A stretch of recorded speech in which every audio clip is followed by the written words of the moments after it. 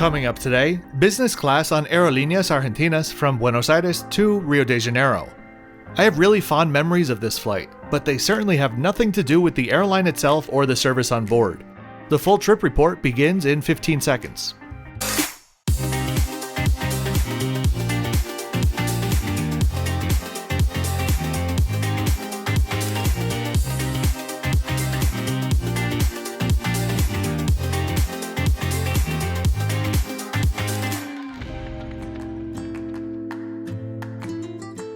A very good early morning to you from sleepy Buenos Aires. My name is Kevin, and today we're going to take a look at my recent flight from Buenos Aires' Jorge Newberry Airport to Rio de Janeiro's Galeão in Argentina's flag carrier's business class. Or maybe it's premium economy. I'll explain later. For now, if you'd like to see the exact fare that I paid for this flight, what I think an upgrade to business class is worth, and my next 5 videos in queue, please check out the pinned comment below. Check-in was a breeze as my flight was the first of the day for the international terminal. Buenos Aires is currently served by 2 airports. To the west of the city, there's Ezeiza Airport, which serves some regional routes and all of the intercontinental ones. Then, in the city center itself, we have Jorge Newberry Airport, which serves domestic and a handful of regional international routes. After the bag drop, we head upstairs for a quick immigration and security check. And before we know it, we are forced to walk through the very sad duty-free shop, which is full of empty shelves.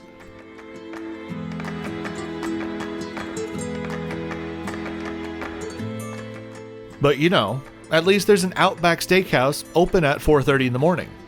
That, along with the small cafe next door, was the closest thing that we're going to get to lounge access today. Today's flight would be taking off from runway 31 on our way up to flight level 37 for the 2.5-hour flight to Galeão's runway 15.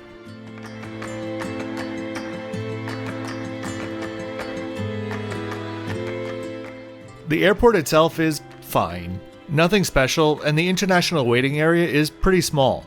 But it's not serving a huge number of flights per day, especially now.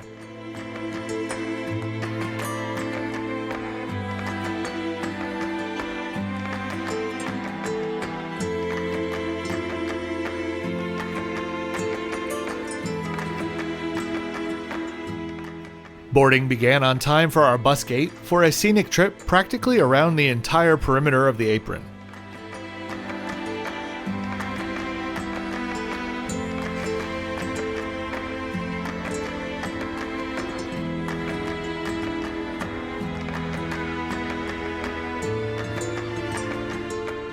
For the 15 years or so that I've been traveling to Argentina, Aerolíneas Argentinas has held a special place in my heart, but has also been the shining beacon of Argentine bureaucracy.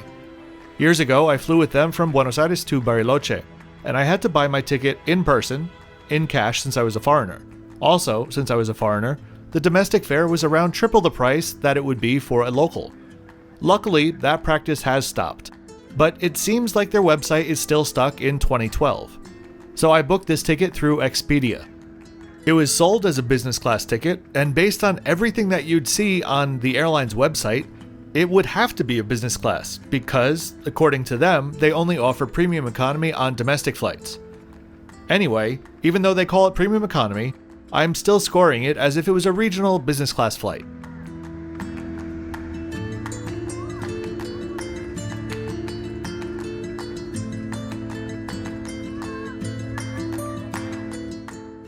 Airlines have been battling for slots at this airport for a long time, and it's a big reason behind LATAM Argentina's demise some years ago. While the airport isn't slot restricted in the traditional sense, Aerolíneas does own all of the hangars and storage facilities.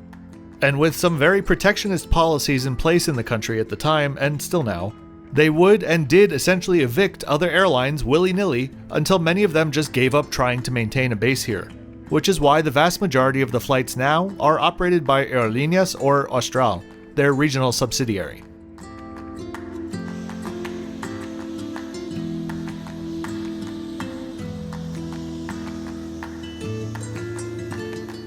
The long drive was well worth it though, as we got a beautiful view of our 737-800 all lit up.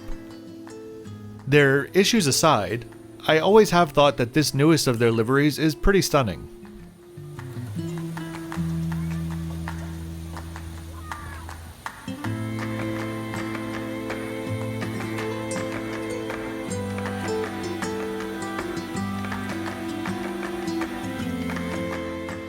Unfortunately, that stunning design stops at the door as the interior is as bland as could be. Originally, I had a bulkhead seat booked, but the couple in front of me asked to switch seats so that they could sit together, and before I could think of a nice way to say no, they told me that it was their honeymoon, and I can't say no at that point. Let's take a closer look at this expansive cabin. These 737s only have 2 rows of premium seats in a 2-2 configuration, very similar to what you'd find on any American carrier's domestic first class. With just 8 seats, it's hard to say which is the best and the worst, but I will note, as always with 737s, that the first row will always sacrifice a bit of legroom due to the curvature of the plane. Today's aircraft was 5 years old and outfitted with the updated Boeing Sky interiors. Pushback started a few minutes late, and in no time we were lining up for takeoff.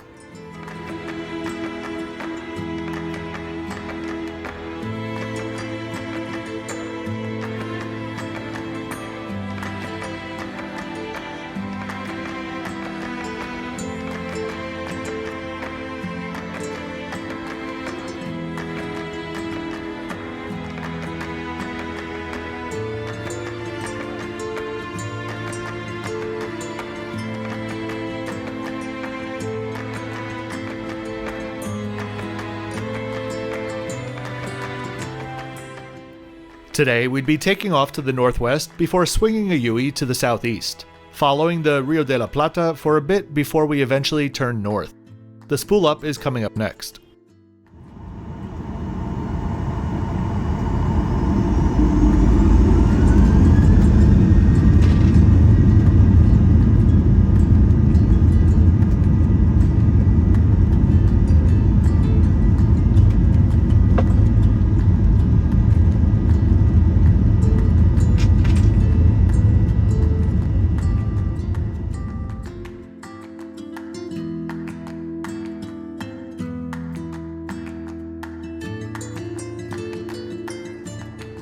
Not much to see in total darkness, but we do have quite the treat as we get closer to Rio with one of the most beautiful final approaches I think I've ever seen.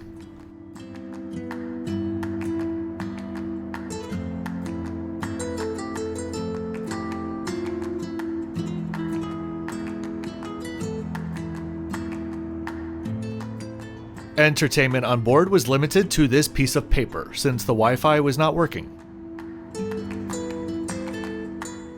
The seats are pretty comfortable with thick padding, but very basic in their function, with 3 of the 4 buttons being dummies. There was a handy little drink table though. Thankful that there were individual air vents, but it would have been a little bit nicer if they were actually cleaned every once in a while. Meal service started soon after the sun came up, and the very tired crew, and I do mean that literally, I don't think they realize that the world knows when you're yawning even when you're wearing a mask. Anyway, the meal was, let's say, well preserved. I enjoyed my global mixed nuts, and the yogurt was bog standard, but these had to be the worst pastries I think I've ever had. The croissant, it seemed, was baked with wax instead of butter, and the muffin, and let me tell you, I'm a muffin kind of guy. I've never met one that I really didn't enjoy, until today. Based on those little brown things inside, I'm gonna guess it was banana, but it had no flavor and was just plasticky. The bathroom was teeny tiny, and again, cleanliness was an opportunity here. Also want to note that there were no blankets or pillows available, and as soon as the trays were cleared, the crew disappeared for the remainder of the flight.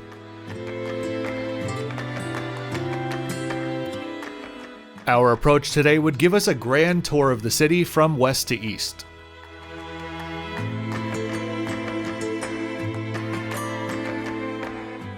By the way, if you're enjoying this video today, please hit that thumbs up button and subscribe for 2 new hotel or flight reviews coming up each week.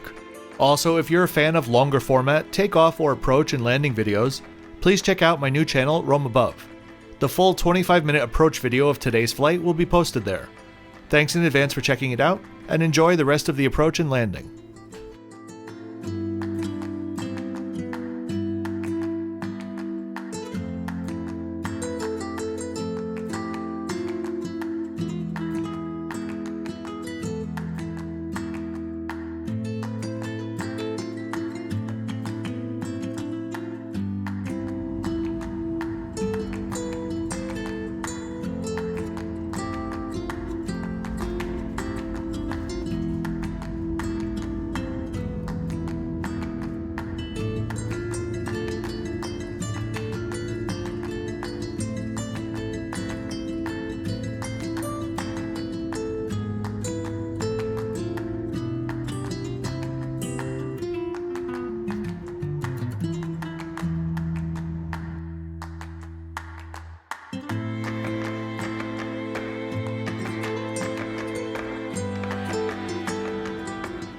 We made our way over to the gate in around 10 minutes, and on our way to immigration, I was able to finally see today's bird in daylight.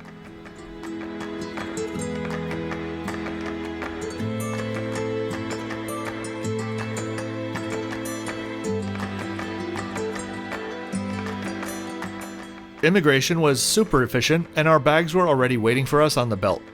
So let's get into this flip-flop score. The seat and service were fine, nothing exceptional.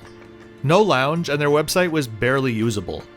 Cleanliness definitely needed improvement, and while the selection of food was actually what I was expecting, I was at least hoping that it would be edible.